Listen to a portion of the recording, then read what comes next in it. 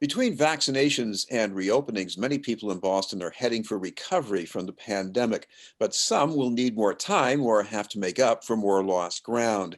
That's part of the reason for expanding food relief through a partnership between the city's anti-poverty agency, ABCD, and the Greater Boston Food Bank. To tell us about it are ABCD's president and CEO, John Drew, and the Food Bank's president and CEO, Catherine D'Amato. I'd like to thank you both very much for taking the time to be with us today. Thank you for having us. Yes, thank you. John, what about this difference here between people who are, making progress? They're into the recovery mode right now. They're not doing so bad, and the rest of us. I mean, what's the gap you're trying to fill with this program? Well, the gap is huge. I mean, we're living in real time in a pandemic, but an economy that fell down on the backs of millions. Today, we have 18 million people on unemployment across the country. We have all kinds of ships going in the night, but what we have, as I've said over the months now, we have people who were knocked down, pushed out. They lost their jobs. They lost probably permanently. We have a lot of people who were getting help before the pandemic. I worked with the Greater Boston Food Bank. I go back, I worked, I did, it's bragging, but I did walk for hunger 10 times. And I did have Mary Thompson and many of my staff, and once in a while go over when the old food bank was starting, cutting up trees and groceries. I mean, being hungry is not something new. It just happens to be that the pandemic, the collapse, it just provided no escape for many, many people. And that's continuing. That's fortunately for vaccine, that's wonderful. Fortunately for people who've been able to retain their jobs and work remote, more power to them, that's great. But there's still many, many people, and many, many children, particularly elderly, who are not sure where the next meal is coming from. So we need to be on the ground, just like the food bank and all our other charitable partners have been on the ground for months, because we were probably the only thing between nothing and surviving. Catherine D'Amato, one figure that really leaped out at me was that Massachusetts had the biggest spike in food insecurity in this country since 2018. This is a pretty wealthy state. How did that happen? Yeah, it is a contrary, isn't it? So we've seen a 66% increase in food insecurity just in the last year due to COVID. And as John well noted, families have found themselves in just terrible, traumatic, and tragic situations. And we do have and rely deeply on a service economy in our state. And in such, those were the jobs that were heavily lost. We had the highest unemployment of 17.5% early on in the first 6 months plus of this situation. And food insecurity paralleled that. So these are historic numbers given the historic time. And the response has had to be to raise funds or to maximize federal resources, like through the CARE Act and now the COVID relief plan, to help these families. Food insecurity is an outcome of poverty. As John noted, it has always been with us. And the pandemic just blew it up relative to the issues of racial inequality, disproportionately served communities, income, economic justice. There are just so many issues that are compounded due to this pandemic, but food insecurity is one of those very extreme and important issues. John, this is a $2 million initiative backed mainly from the CARES Act. What will this money enable you to do at ABCD down at the community level? Well, what we're doing, our part in this is, fortunately, I'm on the national board representing Region 1 New England. So when the CARES came up, we pushed like we did 10, 11 years ago in the collapse of the economy and banks for $1 billion nationally. And we got it. And that was put into 950 community action agencies around the country, because we're on the ground level every day, and doing everything you possibly can think of, some that we can't think of, but we still got money looking for it. But what happened was we're trying to use that money wisely in Boston, $12 million. And We also have a relationship with the food bank for many years, but more importantly, even more important than that, our catchment area for this money is Malden, Medford, Everett, Boston, the whole area. And there are many, many food banks, many, many churches, many places where people are going to get food. They were lined up around the block mid-March. That didn't stop. And the food bank is the center of gravity for that. So who else would I try to partner with but the food bank? So we talked and said, well, we can transfer X amount of dollars. How would you put it to work?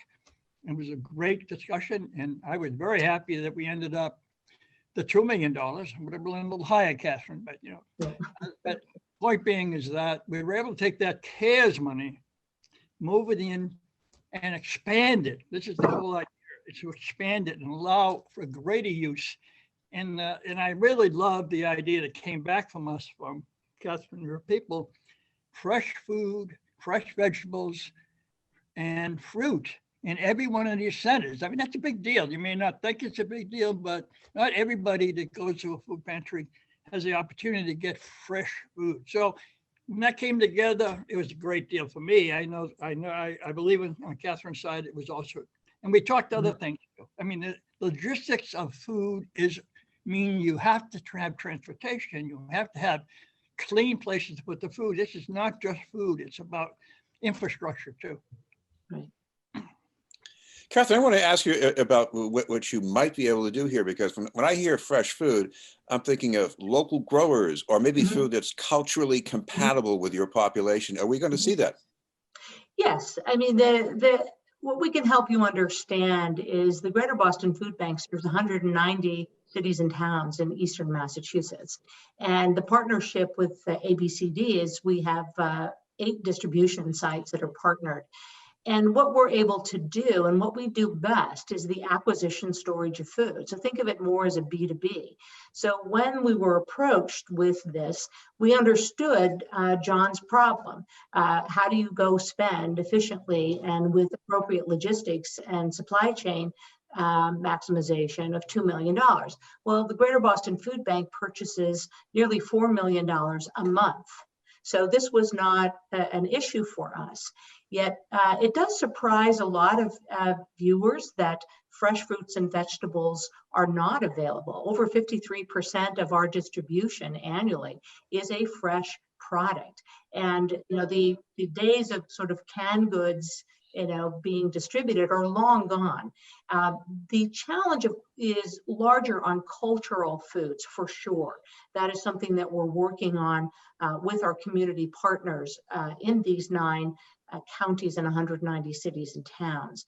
And we are able to address some of that with a gift from ABCD, giving these very specific cities that have been outlined where this purchase of food needs to go directly. And we're very pleased that our nutrient quality is extremely high and that we're able to supply fresh foods, fresh vegetables, high volumes of protein and dairy. The top 3 food demands from pantries for their constituency is protein, produce, and dairy. That is where we spend most of our money. John, I want to ask you about ABCD's food pantries, because these are not really standalone pantries as much as something bundled in with other kinds of services. Talk about the importance of food as a portal to other services for people. Well, it always has been, but up to now, up until the pandemic, people would come in and get 2 bags of groceries a couple of times a month, depending on how good we had a food stamp system nationally, and depending on a lot of other factors. That continued. A lot of elderly, we were able to get them some food when they needed it. But when the collapse came, and I got to keep using the word collapse, we had people outside knocking on the door. I have 11 sites in Boston, neighborhood sites, plus we have 18 other sites where we have 2,500 children in Head Start. We immediately saw the need for food, because that was the first thing. People that, I have no job, I have no money. We need some food today. and we'll need it tomorrow and the day after that, but today. And that just swelled up quickly. There was no question that would happen, and question how soon people would find places to ask for help. But at the same time, we were dealing with the collapse of people can't pay their rent, can't pay utilities. We were actually inundated requests for diapers and for all kinds of household things that people couldn't buy immediately. Because remember, that collapse took a lot of people down that day, gone.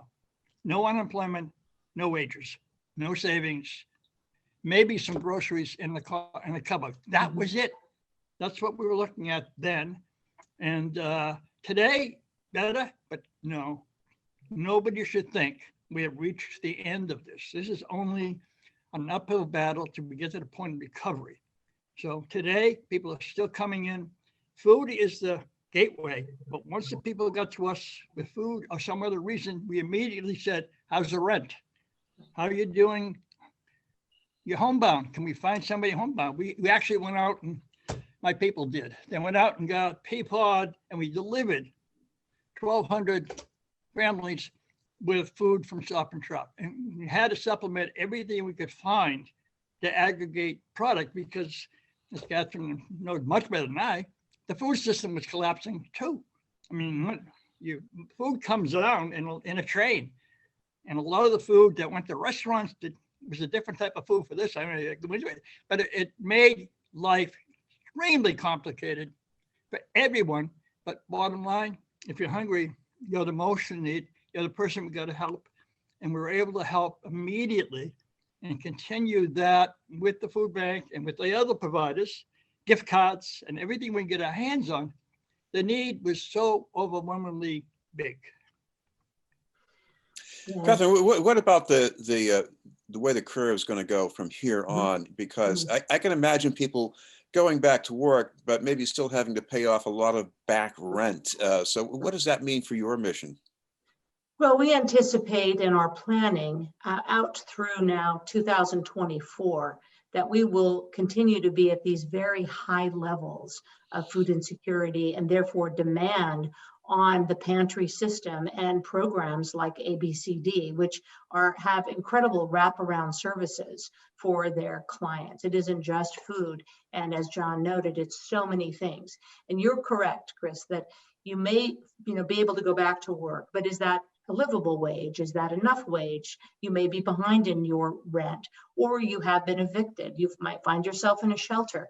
There's just so many ancillary issues that are impacted due to this pandemic, and a cascade of just poverty issues over and over and over again. And as I noted earlier, racial inequality, economic justice, pick them, they're all there. So the levels that we're at, which is essentially for the Greater Boston Food Bank, we have doubled our distribution of food in this past year.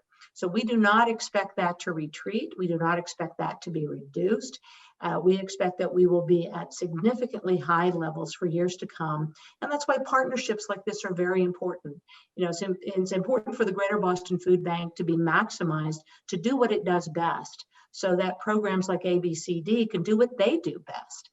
I always say, don't worry about the food. That's our job. Let us worry about the food, and you provide that direct service. And that's what ABC does and is doing in this case. And why this partnership, I think, was one of the most excellent and interesting ways to take two very high-level nonprofits, put them together to maximize what they do best, but most importantly, to serve that individual and family in need. Well, to serve people in need, right after this segment, we're going to post some phone numbers or websites where people can get more information. So I'd like to thank you both very much for taking the time to join us. Catherine D'Amato from the Greater Boston Food Bank and John Drew from ABCD. We'll have more news in just a moment. Bye, Catherine.